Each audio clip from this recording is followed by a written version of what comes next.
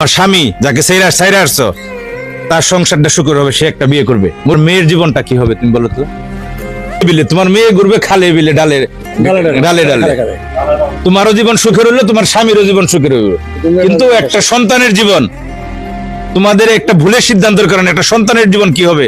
সে কদিন থাকবে তার নানির কাছে, কদিন থাকবে তার দাদির কাছে, কদিন থাকবে নানার কাছে। তার জীবনটা এখন ঘূর্ণি পাকে বাধা হইল, তার কোনো ঠাঁই হবে না। কারণ এই ধরনের ঘটনা আমরা দেখতে দেখতে অনেক অভ্যস্ত।